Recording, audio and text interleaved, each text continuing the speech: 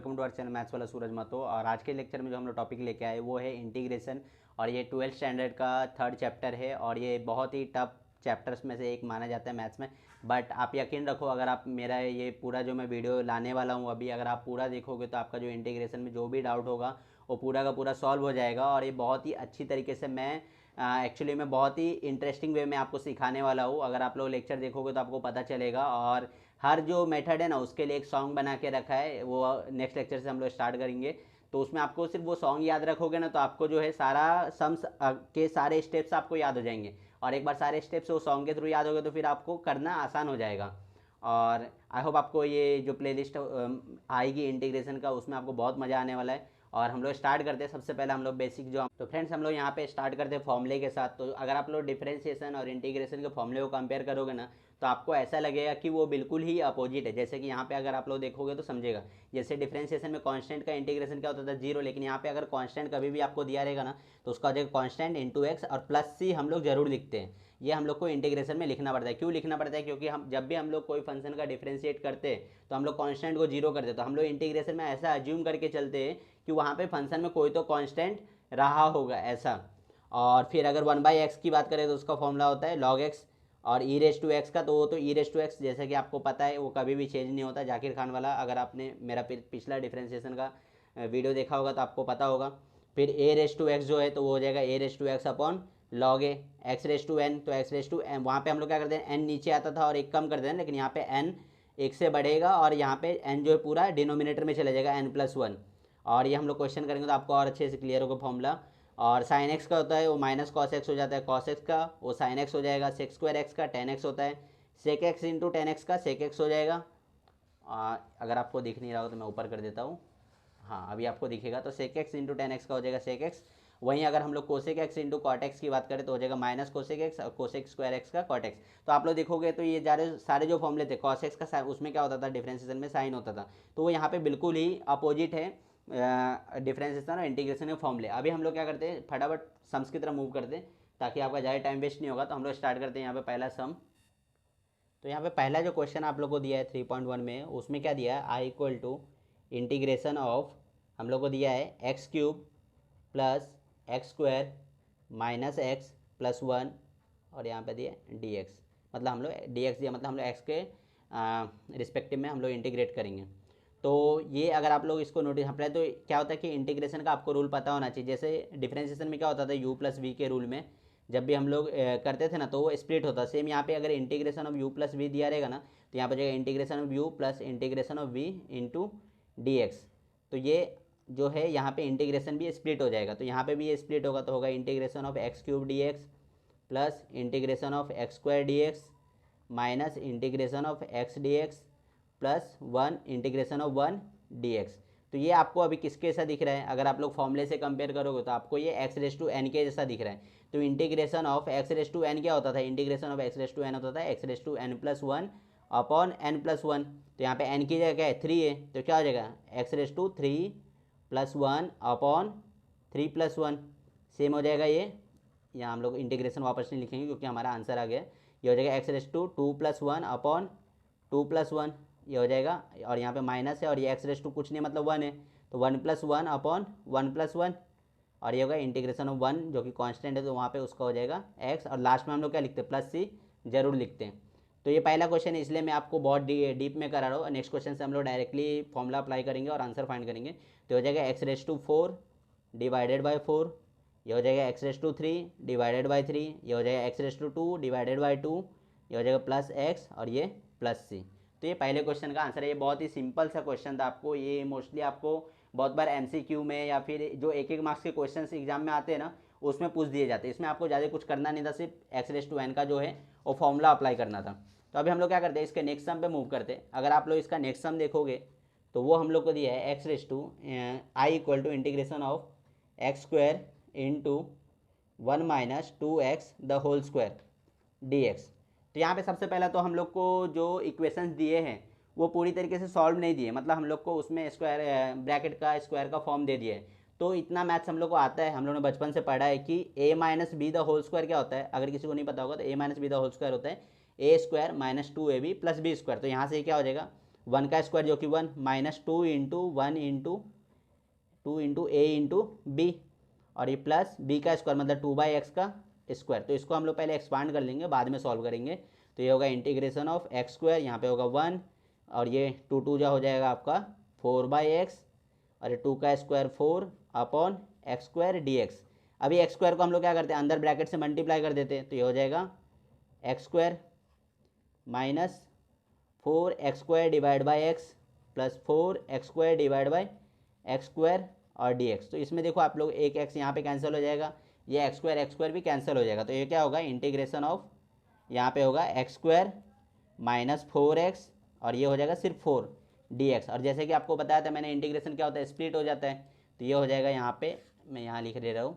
तो आई होगा integration of x square dx minus integration of 4x dx, फिर plus integration of 4 dx। तो यहाँ पे हम लोग डायरेक्टली x⁻n का फॉर्मूला लगाते, वापस से हम लोग लिख के नहीं करेंगे सब। तो ये होगा इंटीग्रेशन ऑफ एक्स स्क्वायर का क्या हो जाएगा, ये हो जाएगा x⁻³ डिवाइड बाई 3, ये 4 इंटू एक्स का क्या हो जाएगा x square divide by 2 plus 4 का सिर्फ क्या होगा, तो 4 का 4x होगा, और लास्ट में कांस्टेंट सी हम लोग को हर बार लिखना ही है। तो यहाँ पे 2 जा कैंसिल हो जाएगा, तो ये हो जाएगा x³ माइनस 2x², और ये हो जाएगा प्लस 4x प्लस c। तो आई होप आपको ये समझा। नेक्स्ट क्वेश्चन देखोगे तो वहाँ पे हम लोग क्या दिया है, i equal to integration of 3 into 6² minus 4/x plus 1 upon x√x minus 7। तो ऐसा हम लोगों को कुछ यहाँ पे दिया है। तो फिर से क्या होगा, इंटीग्रेशन यहाँ पे स्प्लिट हो जाएगा। तो ये हो जाएगा 3 sec² dx minus integration of 4/x dx plus integration of 1 upon x√x dx। तो इसको और बाद में -7 इंटीग्रेशन ऑफ -7 dx हो जाएगा। तो ये क्या हो जाएगा, 3 तो हमारा कांस्टेंट है, तो 3 बाहर चला जाएगा। अभी sec² का अगर आप लोग फॉर्मूला देखोगे तो sec² का फॉर्मूला क्या होता है, 10x होता है।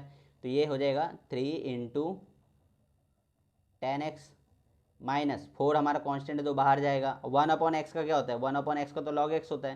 तो हो जाएगा log x प्लस, इसको हम लोग को पहले पावर को सॉल्व करना पड़ेगा। तो ये 1 अपॉन एक्स है, और रूट का मतलब क्या होता है, x⁻1/2 होगा। रूट का मतलब जो पावर है वो 1/2 होगा, माइनस यहाँ पे 7 का क्या हो जाएगा 7x हो जाएगा सिंपली, और प्लस c हमारा आ जाएगा लास्ट में। तो होगा 3 into 10x minus 4 log x, और इसको हम लोग को ये क्या हो जाएगा एक्चुअली में 1 अपॉन, ये जो पावर है इसका 1 है और ये 1+2, तो लॉ ऑफ इंडाइसेस के हिसाब से ये दोनों ऐड होके हो जाएंगे x⁻3/2 माइनस 7x, लास्ट में c आने वाला है। ये आप लोग लास्ट में लिखोगे तो भी चलेगा, क्योंकि अभी तक हमारा पूरा इंटीग्रेशन सॉल्व करके नहीं हुआ है। तो होगा 10x माइनस 4 log x, और यहाँ पे ये क्या हो जाएगा, तो x⁻3/2 ऊपर जाएगा, ये dx यहाँ पे आएगा। तो होगा x⁻−3/2 dx। अभी हम लोग फाइनली इसको सॉल्व करते हैं। तो होगा 3 10x minus 4 log x plus यहाँ पे जो 3/2 है तो उसमें 1 ऐड हो जाएगा, तो x⁻−3/2 प्लस 1/2, और अपन भी क्या हो जाएगा -3/2 प्लस 1/2 माइनस 7x। तो हो जाएगा 3 इंटू, यहाँ पर मैं इसको ऊपर कर देता हूँ ताकि आपको दिखेगा, हाँ 3 into 10x minus 4 log x, और ये यहाँ पे क्या हो जाएगा, तो -3/2 और 1/2 को अगर आप लोग सॉल्व करोगे तो आपको जो आंसर आएगा यहाँ पे -1/2 आता है। तो ये होगा x⁻−1/2, और नीचे भी होगा 1/2 -1/2 माइनस 7x, लास्ट में हम लोग यहाँ पे प्लस c जो है वो लिख सकते हैं। तो हो जाएगा 3 10x, इसको और फर्दर सिंप्लीफाई करें तो 4 इंटू log x, और ये 2 जो है वो ऊपर चला जाएगा तो -2, और ये क्या हो जाएगा 1 अपॉन √x, अगर इसको नीचे लोगे आप लोग तो, और ये -7x प्लस c। तो आई होप आपको एक क्वेश्चन जो है वो समझा। अभी हम क्वेश्चन अगर आप लोग देखोगे तो आपको कुछ ऐसा दिया हुआ है यहाँ पे हम लोग को। तो पहले तो हम लोग को इसको सिंप्लीफाई करना पड़ेगा। तो ये क्या हो जाएगा हमारे लिए, हो जाएगा पहले तो x³ माइनस 2x प्लस 5, और इसको अगर हम लोग लिखेंगे तो ये फिर से x⁻1 है, और ये 1/2 पिछले क्वेश्चन में हम लोग ने किया था। तो ये मिला के कितना होता है 3/2, हम लोग ने पिछले देखा था। तो यहाँ पे हम लोग डायरेक्टली यूज कर सकते हैं x⁻3/2। अब ये 3/2 जो है उसको हम लोग ऊपर ले लेते, तो ये होगा x⁻3/2 से ये पहले x⁻−3/2 को हम लोग ऊपर लेते हैं, फिर सबको ब्रैकेट में ले लेते हैं। ताकि एक एक करके हम लोग मल्टीप्लाई करके आंसर फाइंड कर पाएँ। तो यहाँ पे क्या हो जाएगा, ये पहले इसके साथ तो ये हो जाएगा x into 3/2 x raise to minus 3/2 into 3x², फिर minus x raise to minus 3/2 into minus 2x plus x raise to minus 3/2 into 5 और यहाँ पे dx है। तो पहले हम लोग को इसको सिंप्लीफाई करना पड़ेगा। तो इसको सिंप्लीफाई अगर आप लोग करोगे तो यहाँ पे क्या होगा, ये जो लॉ ऑफ इंडाइसिस के हिसाब से 3 तो बाहर आ जाएगा, 3 कांस्टेंट है, लॉ ऑफ इंडाइसिस के हिसाब से दोनों जो है ऐड हो जाएंगे। तो -3/2 और +2 को अगर आप लोग ऐड करोगे तो ये 2 2 जो 4 हो जाएगा, -3 + 4/2 जो कि आपका आएगा 1/2। तो ये हो जाएगा एक्स रेस टू 1/2, यहाँ माइनस, और ये यहाँ पे हो जाएगा एक्स रेस टू -3/2 है, और इंटू 2, तो 2 तो फिर से कांस्टेंट है तो बाहर आ जाएगा, और ये -3/2 है ना, और ये रेस टू 1 है, तो -3/2 + 1 अगर हम लोग करते तो -1/2 आता है, पिछले क्वेश्चन में हम लोगों ने देखा था। तो एक्स रेस टू -1/2 होगा, और यहाँ पे इसको हम लोग ऐसे ही रखते हैं, तो एक्स रेस टू -3/2, और ये 5 हमारा कांस्टेंट था तो इसको बाहर लिख लेते हैं dx। अब यहाँ पे क्या करते हैं, हम लोग इंटीग्रेशन को स्प्लिट कर देते हैं। जब हम लोग इंटीग्रेशन को स्प्लिट करेंगे तो ये होगा इंटीग्रेशन ऑफ 3 हमारा कांस्टेंट तो बाहर चला जाएगा, x raise to 1/2 dx minus integration of 2 हमारा फिर से कांस्टेंट बाहर चला जाएगा, x raise to -1/2 dx plus 5 हमारा फिर से बाहर चला जाएगा कांस्टेंट, ये हो जाएगा integration of x raise to -3/2 dx। तो ये होगा यहाँ पे 3 इंटू एक्स रेस टू 1/2 है, एक पावर बढ़ाओगे तो क्या हो जाएगा एक्स रेस टू 3/2 और नीचे भी 3/2। हाँ अभी आपको दिखेगा, तो ये -2 यहाँ पे भी सेम, अगर 1/2 में -1/2 में अगर मैं 1 ऐड करूँ तो 1/2 ही आएगा। तो ये होगा एक्स रेस टू 1/2, नीचे भी 1/2 प्लस 5, यहाँ पे क्या हो जाएगा -3/2 में अगर 1/2 ऐड करूँगा तो मेरा आएगा एक्स रेस टू -1/2, तो नीचे भी -1/2, लास्ट में प्लस c हमारा जो कांस्टेंट है। तो ये 3 जो है कैंसिल हो जाएगा, 2 ऊपर चला जाएगा तो क्या होगा 2x³/2, यहाँ पे 2 ऊपर जाएगा तो मल्टीप्लाई हो जाएगा, 2 2 जो 4 एक्स रेस टू 1/2, या फिर इसको आप लोग √x भी लिख सकते हो, प्लस ये 2 फिर से ऊपर जाएगा तो -5 2 जा 10 हो जाएगा, ये माइनस की वजह से, और नीचे हम लोग √x डायरेक्टली लिख सकते हैं और प्लस c। तो आई होप आपको ये समझा। तो आई होप मैंने जो भी क्वेश्चंस अभी कराए वो आपको समझा, और नेक्स्ट लेक्चर में हम लोग जो टॉपिक लेके आने वाले हैं तो इसके आगे ही क्वेश्चंस होंगे, तो उसके लिए आपको ट्रिग्नोमेट्री के सारे फॉर्मूले आने चाहिए। तो मेरी एडवाइस ये होगी, नेक्स्ट लेक्चर से पहले आपको वो फॉर्मूले जो है वो रिवाइज कर लेना है, और मैं जल्द ही उसका नेक्स्ट लेक्चर लेके आऊँगी। फिर बाद में हम लोग जो हमारे अलग अलग मेथड्स के सम होंगे, चाहे वो सब्स्टिट्यूशन मेथड होंगे या फिर जो भी, हम लोग उसको अलग अलग नाम देने वाले हैं, और उसमें आपको बहुत ही मज़ा आने वाला है।